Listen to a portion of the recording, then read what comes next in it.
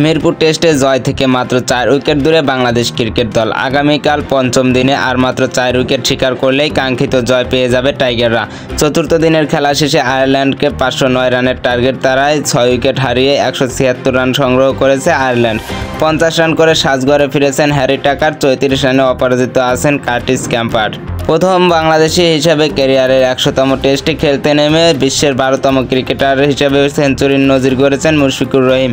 প্রথম ইনিংসে 224 বল মোকাবেলায় করে 5টি বাউন্ডারির সাহায্যে 106 রান করেন মুশফিক।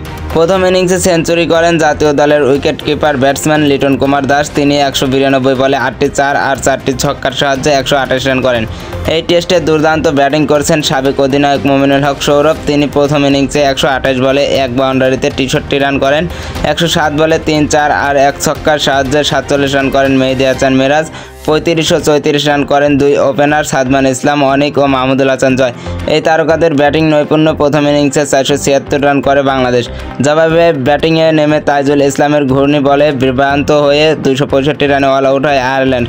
দলের হয়ে 75 রান করেন লরকান টাকার, 49 রান করেন জর্ডান নীল আর 46 রান করেন স্টিফেন ডনি। বাংলাদেশ দলের হয়ে 4 উইকেট নেন বাঁহাতি স্পিনার তাইজুল ইসলাম, 2টি করে উইকেট নেন 2 পেসার হাসান মাহমুদ ও খালিদ আহমেদ।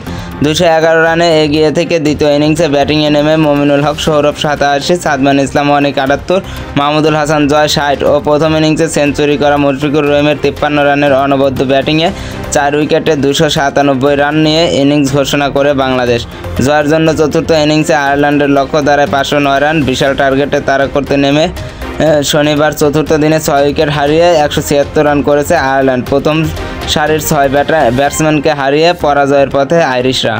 আগামীকাল রোববার মিরপুর টেস্টের শেষ দিনে জয় পেতে হলে বাংলাদেশকে আর মাত্র 4 উইকেট শিকার করতে হবে। অন্যদিকে জয়ের জন্য শেষ দিনে আইরিশদের করতে হবে আরও 333 রান। আর পরাজয় এড়াতে হলে রোববার শেষ দিনে পুরো 3 সেশন ব্যাটিং করতে হবে সফরকারীদের। তবে চতুর্থ দিনের খেলার শেষে যা অবস্থা তাতে বাংলাদেশ জয়ের পথেই আছে।